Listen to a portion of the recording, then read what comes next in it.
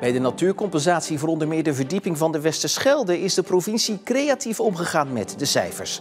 Zo werd al bestaande natuur meegerekend als nieuwe natuur, blijkt uit onderzoek van Omroep Zeeland. Het alternatief was opnieuw een discussie over ompolderen en daar had na jarenlang politiek gedoe helemaal niemand zin meer in. En verder in deze Zeeland nu. Grevelingensluis wacht een grote opknapbeurt. En deze asfalttrein werkt duurzamer en sneller.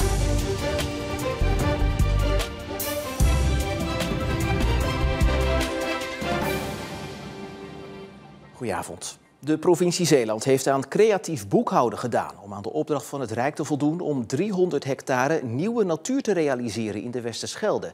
Dat moest vanwege eerdere inpolderingen en het verdiepen van de vaargeul. Maar het aantal hectares nieuwe natuur werd in de loop van de werkzaamheden op papier steeds groter.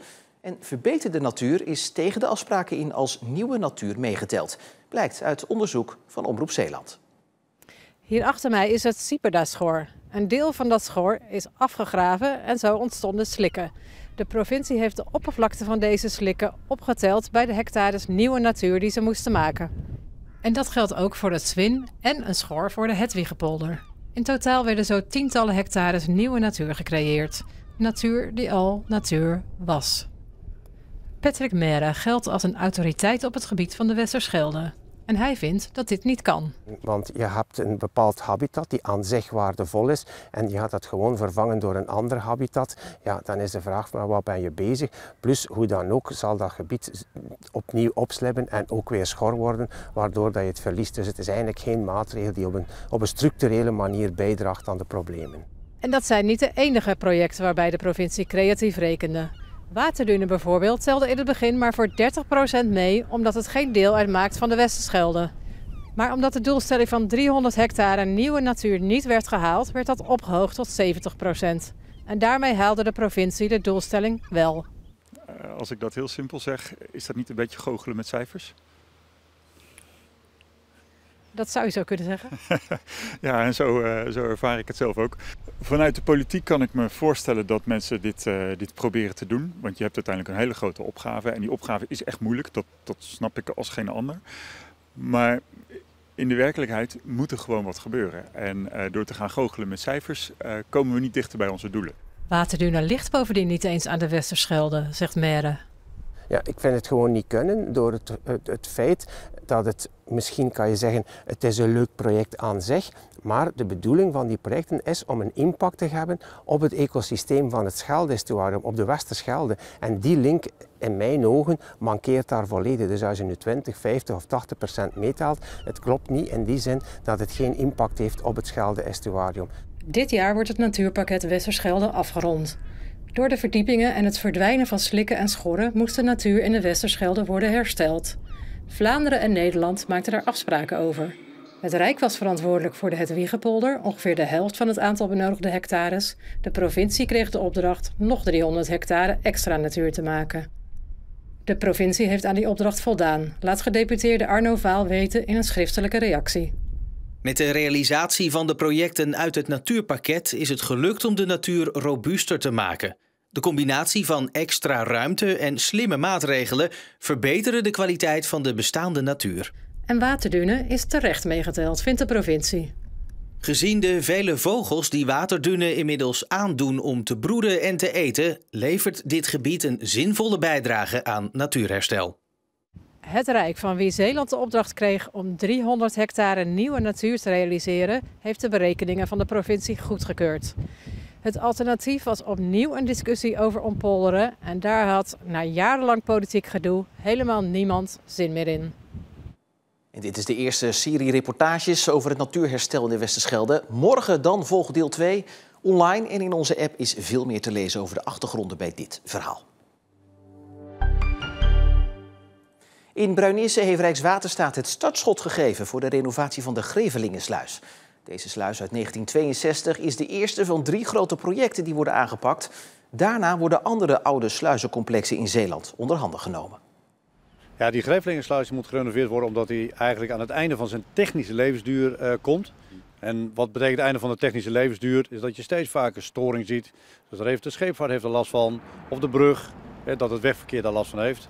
En dat gaan we nu voor de komende decennia gaan we dat oplossen. U noemde het net in uw presentatie het grootste renovatieproces voor Zeeland ooit. Waarom zegt u dat zo? Nou ja, omdat we, als je kijkt naar hoe we Nederland na de Tweede Wereldoorlog hebben opgebouwd op het hoofdwegennet, op het vaarwegennet en na de watersnoodramp natuurlijk ook alle waterveiligheidswerken. Ja, dat is een sprint geweest in die periode om het allemaal te bouwen. En je ziet dat heel veel van die technische levensduurvragen ongeveer op hetzelfde moment komt. En dat betekent dat we dus met z'n allen druk aan de slag moeten. En wat gaan de Zeeuwen eigenlijk merken van die hele wederopbouw? Omdat we met zoveel projecten aan het werk zijn, zullen de Zeeuwen merken dat het dus misschien iets meer tijd kost om naar huis te komen. Iets meer tijd kost om op je weg te komen. Maar altijd binnen beheersbare proporties. Bij een aanrijding met een lijnbus is vanmiddag een fietser overleden. De 78-jarige vrouw fietste over de Koudekerkseweg in Vlissingen toen ze door nog onduidelijke oorzaak in aanrijding kwam met de bus. De hulpdiensten konden niets meer voor haar doen. De vrouw overleed ter plaatse aan haar verwondingen. De weg werd afgesloten voor politieonderzoek. De inzittenden van de bus bleven ongedeerd.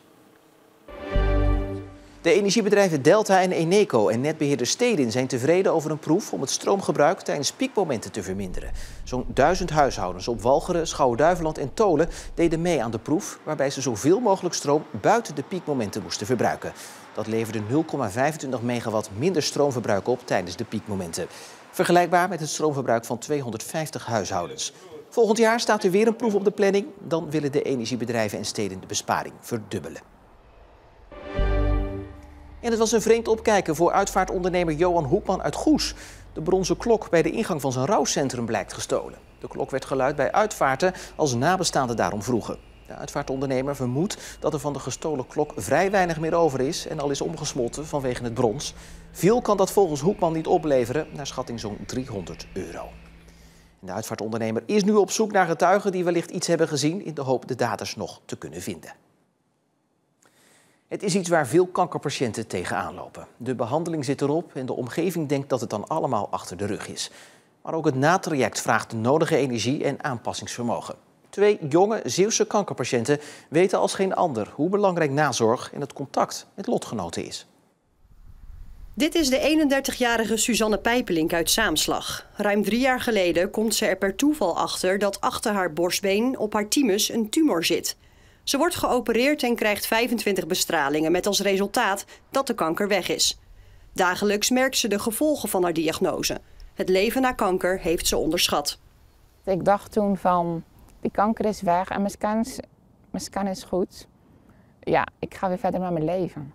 Maar zo werkte dat helaas niet. Wat hoopte je nu te kunnen of had je gedacht misschien al te kunnen, maar wat lukt nog niet? Werk bijvoorbeeld. Maar ook gewoon de simpele dingen. Mijn energie blijft gewoon heel laag. Dingen die je normaal gesproken op de automatische piloot deed, dat deed je gewoon nog naast je 36-urige werkweek. Een supermarkt of zo. Afspreken met vrienden of uit eten gaan. Ja, het is niet meer zoals het was. Dit is de 35-jarige Debbie Offermans uit Oost-Soeburg. Hey, Piekie, Zij ontdekte ruim een jaar geleden een bobbel in haar borst. Omdat de kanker al in een vergevorderd stadium zit, krijgt ze een operatie, bestralingen en chemo. Ook Debbie is kankervrij en zoekt naar hoe ze haar energie het beste kan verdelen. Weet je, het vervelende is als je zo'n traject doorgaat, dat je energieniveau gewoon totaal niet te vertrouwen is. Dus bijvoorbeeld vandaag of morgen voel ik me supergoed, dan denk ik dat ik heel de wereld aan kan.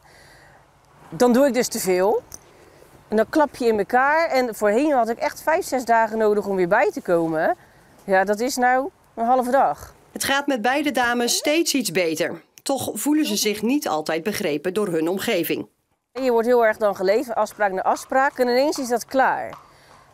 En dan is het ook voor mensen om je heen die denken van het is klaar, dus je bent er weer. Ja, ik ben er wel, maar ik voel me niet zoals ik was. Mijn vertrouwen in mijn lichaam is nog steeds echt niet terug. Het wordt wel beter, maar dat blijft gewoon heel moeilijk. Die angst die zit er, ja. Nu het behandelingstraject erop zit, merken ze hoe waardevol nazorg is. In Zeeland worden jongvolwassen kankerpatiënten, ook wel AJA's genoemd, ondersteund door Stichting Westerlicht. Contact met lotgenoten betekent veel voor Suzanne en Debbie. Het is gewoon heel fijn. om elkaar te spreken. En ja, je voelt elkaar gewoon goed aan. Ik denk wel dat je het meegemaakt moet hebben om elkaar echt te begrijpen. En daarom is het wel heel fijn om dan een lotgenootje te hebben. Hè? Dat als ik ergens tegenaan loop, dat ik denk, weet je, ik ga het hier thuis helemaal niet delen. Ik spreek met haar af of we appen en dat deel ik met lotgenootje. Die begrijpt het meteen. De herkenning en het begrip die ze bij lotgenoten vinden is belangrijk. Maar bovenal genieten ze waar het kan van het leven. En voor we naar het weer gaan, een primeur in Zeeland. Want bij wegwerkzaamheden aan de Sloeweg in Rittem werd een nieuwe asfaltmachine ingezet. En je zou het misschien niet verwachten, maar dat trok een groot publiek. Al deze mensen waren razend benieuwd naar die innovatieve asfaltmachine. En wat blijkt, het is bepaald geen klein apparaat.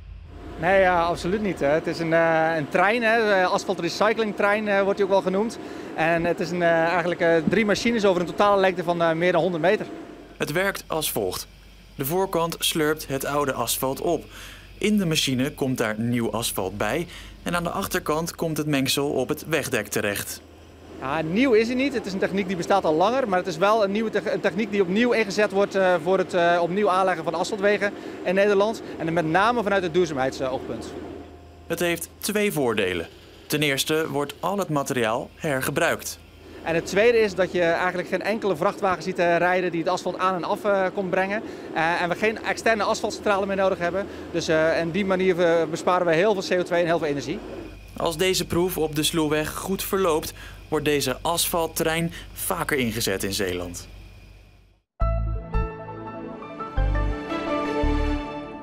Het was een bewolkte, maar overwegend droge dag bij maximaal 15 graden en een zwak tot matige wind uit het noorden. Morgen een beetje hetzelfde als vandaag, maar wel met een paar opklaringen bij wederom maximaal 15 graden. Ja, en morgen is deze uitzending ook een beetje hetzelfde als vandaag, want dan ben ik er gewoon weer. Tot zover deze Zeeland Nu. Volg ons online voor het laatste Zeeuwse nieuws. Voor nu nog een hele fijne avond.